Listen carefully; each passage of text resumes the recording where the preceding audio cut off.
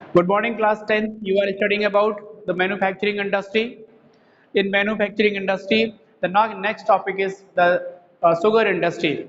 Sugar industry में कहना चाहिए कि sugar को मैन्युफैक्चरिंग करने में सबसे ज़्यादा जो मेन उसका सोर्स है बनाने का रॉ मटेरियल है वो है शुगर के और जो हमारे प्रोडक्ट है वो शुगर गुड़ एंड खांडसारी बनते हैं India stand second as world producer of sugar but occupies the first place in the making of the gur and khansari ठीक है पहला स्थान गुड़ और खांडसारी में सेकंड पोजीशन या द्वितीय स्थान है शुगर में दूसरा है over there are over 460 more than लिखेंगे नेक्स्ट ये बढ़ता रहता है मोर देन 460 शुगर इंडस्ट्री ठीक है शुगर इंडस्ट्री मतलब 460 से अधिक भारत में शक्कर की जो मिल हैं या शुगर इंडस्ट्रियां काम कर रही हैं इसके साथ स्प्रेड ओवर मतलब कहाँ है यूपी में 60% तो हमने कह दिया यूपी और बिहार में है 60% उत्तर प्रदेश एंड बिहार 60% इंडस्ट्रियां हैं उत्तर प्रदेश और बिहार में शुगर की इसके साथ ही Maharashtra Karnataka Tamil Nadu Andhra Pradesh and different state of India are having a industry of the sugar और mills of the sugar in this time तो एक अच्छी डिमांड है शुगर की इंडिया में इसीलिए ये कंपनियां अच्छे से जो है काम कर पा रही हैं 60% उत्तर प्रदेश लेकिन एक टेंडेंसी है लोगों की क्या टेंडेंसी है लोगों की जो टेंडेंसी है वो है कि इसमें शुगर इंडस्ट्रियां जो है वो शिफ्टेड हो रही हैं कहाँ की तरफ महाराष्ट्र की तरफ शिफ्टेड हो रही हैं क्वेश्चन में ये भी आ जाता है कि शिफ्टेड एमएच रीजन इस चीज को थोड़ा ध्यान दीजिए इस पे मोस्टली इंडस्ट्री ऑफ या most industry of the sugar shifted to या shifted toward the Maharashtra region due to high quantity sucrose sugar cane available over there due to the good atmospheric condition for growing the sugar cane available है एक अच्छी conditions जहाँ पे proper गन्ना उत्पादन होता है महाराष्ट्र में वो वहाँ पे कहना चाहिए कि वहाँ पे जब गन्ना बहुत अच्छे से उत्पादित होता है और हाई कंटेन होता है उसमें सुक्रोज का मतलब सुक्रोज की ज़्यादा मात्रा ज़्यादा मीठे होते हैं ऐसा कह लीजिए हाईएस्ट सुक्रोज कंटेंट या उसमें ज़्यादा मिठास होती है no need of the message है ना तो हाई कंटेंट होता है महाराष्ट्र इसलिए लोगों की टेंडेंसी है कि जब रिसोर्सेज या रॉ मटेरियल्स जिस जगह पर properly high quality high quantity cheap में अवेलेबल होंगे हम इंडस्ट्री एस्टेब्लिशमेंट वहीं पे करेंगे इंडस्ट्रियल लोकेशन में हम लोगों ने पढ़ा था that cheap lands resource labor raw materials and also many of the different conditions like banking road facilities ये सब होंगे और एक कम पे मिलेंगे कम लागत पे मिलेंगे कम इन्वेस्टमेंट पे मिलेंगे तो हम उस पे उस जगह इन्वेस्टमेंट कर देंगे दिस इज इंडस्ट्रियल लोकेशन बात क्लियर है दूसरी आगे चलते हैं अब आ गया मिनरल बेस्ड इंडस्ट्री अगला है मिनरल बेस्ड इंडस्ट्री सारे आए हुए क्वेश्चन है मिनरल बेस्ड इंडस्ट्री हमेशा आते हैं मिनरल बेस्ड इंडस्ट्री देख लीजिए मिनरल बेस्ड इंडस्ट्री में बेटा क्या है कि जिसके रॉ मटेरियल जिसमें मैं बता देता हूं बहुत इजी वे में मेटल एक चीज और मिनरल अलग अलग है मेटल्स और minerals uses as raw material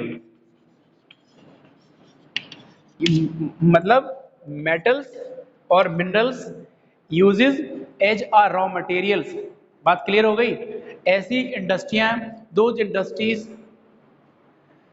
जहां वेयर यूजेस कहना चाहिए metal and minerals as a raw material ऐसी कंपनियां ऐसी इंडस्ट्रियां जहां पर मेटल्स और मिनरल्स को रॉ मटेरियल्स के रूप में रॉ मटेरियल के फॉर्म में यूज किया जाता है वह है मिनरल बेस्ड इंडस्ट्री कहलाएंगे। Is it clear?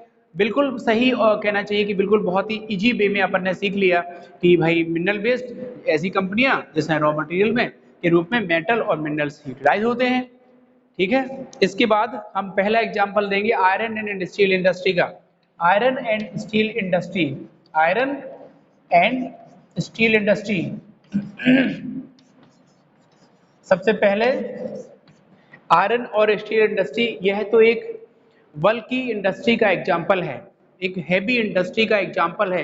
It is example of the बल्कि वॉल्यूम इंडस्ट्री, यानी कि बल्क बेस्ड इंडस्ट्री। हम लोगों ने बल्क और लाइट दो प्रकार की इंडस्ट्री पढ़ी थी। लाइट में हम लोगों ने पढ़े थे जो इलेक्ट्रॉनिक इंडस्ट्री है, इलेक्ट्रिक इंडस्ट्री में इलेक्ट्रिकल जो टूल्स मशीन सामान वगैरह बनते हैं, वॉचेज बनती हैं, तो मेरे ख्याल से वो बहुत ही लाइट होते हैं, बहुत हल्के होते हैं।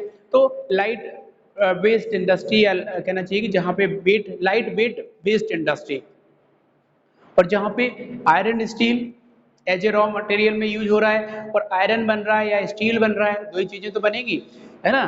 तो कहीं ना कहीं ये हैवी इंडस्ट्री में आ जाएंगे। इसके बाद स्टील नीड मैन्युफैक्चरिंग, ये हमारे material of the defence, medical, telephone और साइंटिफिक इक्विपमेंट इसके बनते हैं। मतलब स्टील से different material of the defence के बाद मेडिकल, टेलीफोन और साइंटिफिक इक्विपमेंट बनाए जाते हैं। Use of the steel in this time बहुत लो है भारत में, 32 किलो है पर व्यक्ति, जो पर consumption of steel in India in this time 32 kilo पर केजी, 32 केजी एक आदमी का यूज कर होता है। अगर 2004 में यही बात अगर करी जाएगी तो भारत लार्जेस्ट प्रोड्यूसर का एक्सपोर्टर था इसका स्टील का। आज हम पीछे हो गए इसलिए क्योंकि हो सकता है lack of the technology, lack of the infrastructure and different ways and different problems we have, skill नहीं है, टेक्नोलॉजी नहीं है, और इसीलिए ये चीज़ें से हमसे हाथ से निकलती चली जा रही हैं। इन 2004 में हम बहुत बड़े एक्सपोर्टर हुआ करते थे, आज हमें बढ़ना चाहिए तो हम डेक्लाइन है। इसके साथ जो अब आयरन की देख, ये तो हो गया स्टील में। आयरन में हम लोग जब आयरन को वो करते हैं तो इसमें आयरन ओर का जो भाग है वो 4 है, 4 और रेशियो 2:1। ये देखिए बल्कि वॉल्यूम इंडस्ट्री का एग्जांपल, आयरन तैयार करने में 4 भाग आयरन ओर, 2 भाग हमारा जो कहना चाहिए कि 2 भाग क्या मिलाना चाहिए इसमें, कोल, कुकिंग कोल, और 1 लाइमस्टोन, 1 भाग लाइमस्टोन मिलाते हैं तभी तो जो है इसका कुकिंग कोल एंड लाइमस्टोन, ये आयरन और कुकिंग कोल लाइमस्टोन, इस तरीके से हम आयरन का शुद्ध रूप तैयार कर लेते हैं। हम एक सही लोहा बना के तैयार कर लेते हैं इस तरीके से। और सुनो, इस समय 32.8 मिलियन टन स्टील प्रोडक्शन होता है आज भारत में, 32.28 मिलियन टन्स, 32 होना चाहिए, 32.8 मिलियन टन्स उत्पादन हो रहा है भारत में। तो steel production India rank 9th among the world crude steel producer, कच्चा स्टील उत्पादन में भारत में 2006 के अकॉर्डिंग है ये 9वीं रैंक थी, in according to 2006 9th rank, और 32.2 32.8 जो मिलियन टन भारत तक उसका उत्पादन प्रोड्यूसिंग करता है, किसका, स्टील का। पर कैपिटा कंजम्पशन में बता ही चुका हूँ 32 केजी है प्रति व्यक्ति, जो बहुत कम है। 32 KG per capita consumption of steel in this time in India, so low. अब इसका ईबी क्वेश्चन बनेगा कि क्यों है, ठीक है ना। तो इसका क्वेश्चन भी बन रहा है आगे देखिए, आगे क्वेश्चन बन गया है कि why is the per capita consumption of steel so low, why is the per capita consumption of steel so low. देखो यहाँ पे लिखे देते हैं, why is the per capita consumption PCC of steel so low, कम है। वो कारण बताइए, उसने पूछ दिया कि क्यों है कम, आखिर रीजन क्या है? रीजन सुन लो, उसका रीजन भी लैक ऑफ द इंफ्रास्ट्रक्चर के साथ साथ ऑल्सो सबसे बड़ी कमी 10 primary integrated and mini steel plant है केवल, only and only 10 primary integrated. एक प्राथमिक जो हम निर्माण करते हैं स्टील का, एक क्रूड स्टील हम तैयार करते हैं, कच्चा स्टील तैयार करते हैं। तो ये बात बिल्कुल सही है कि लैक ऑफ इंफ्रास्ट्रक्चर ओवरऑल पूरे भारत में 10 या उससे अधिक 10 और मोर primary integrated industry and also in small many mini steel plant in India। और ज़्यादा से ज़्यादा मोस्टली स्टील जो कंपनियां हैं वो सेल अथॉरिटी करता है। सेल का मतलब होता है स्टील अथॉरिटी ऑफ इंडिया, मतलब कहने का अब ये उसके थ्रू हो गई, अरे सरकार के थ्रू हो गई। अब आप ही समझ लो, हमने कह दिया SAIL, this is Steel authority of India Limited. Steel authority of India Limited मतलब in which type of the sector? Public sector है ये सरकारी क्षेत्र है, ये सरकार के अधीन है भैया। तो देख लो 10 से ज्यादा कंपनियां नहीं लग पाई एक तरफ। अब हम टिस्को को ले लेते हैं, टिस्को ने खुद के नाम पे चलाया, this is Tata iron steel industry. Tata iron और टिस्को स्टील कॉरपोरेशन को लो, जे है टिस्को रातों रात बड़ी हो गई। उसका कारण है कि उसने एक प्राइवेटाइजेशन, उनकी एक प्राइवेट इंडस्ट्री है, क्योंकि टाटा का खुद नाम उसमें जुड़ा हुआ है। स्टील किंग लक्ष्मी विलास मित्तल का कहीं उसमें नाम नहीं है, मतलब सेल को अथोराइज दिया है, भारत सरकार को अथोराइज दिया है। इसीलिए दिमाग में कोई चीज आ रही कि नहीं आ रही?